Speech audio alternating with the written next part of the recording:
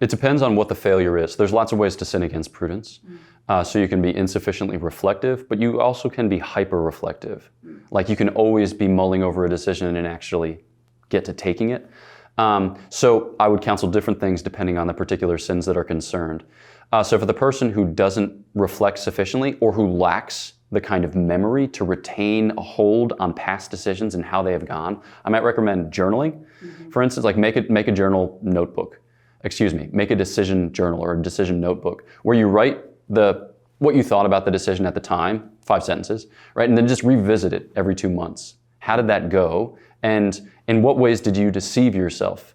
You might have said, the last 3 times that I had X number of beers before going to sleep the day before a big athletic competition, it didn't go well, but this time it will go well because I've trained myself to consume beers at a more alarming rate. So this will definitely, it's just like, we have to become accustomed to hearing ourselves lie to ourselves. So that way we can begin to speak truth back into those lies. So like that might be a way in which to do it.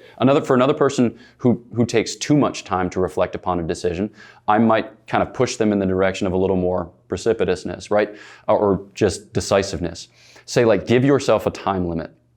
All right, so if it's a big ticket item, you might give yourself 2 days. If it's a smaller ticket item, give yourself 2 seconds, right? Do I get a haircut today or tomorrow? It doesn't matter, right? Just choose, just schedule it, and then just don't look back because it doesn't matter. And we can say that about a lot of things in life. Like they don't matter and no one cares.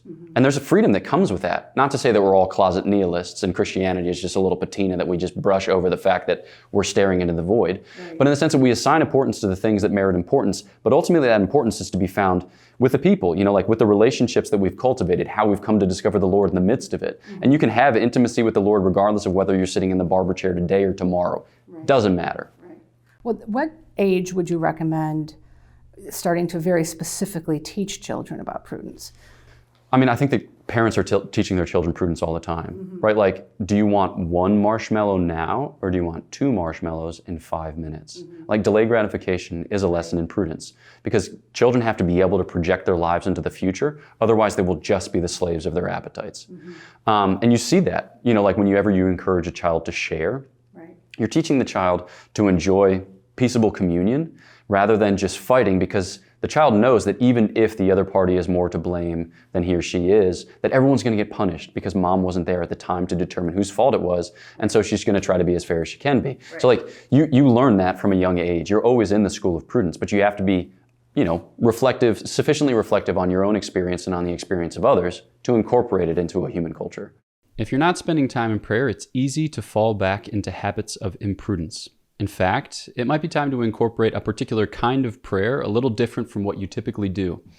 Author, podcaster, and speaker Matthew Leonard does a great job of articulating what prayer looks like, how you can practice it, and how it can help you break through barriers in your spiritual life. Click right here to hear some life-changing insights on prayer.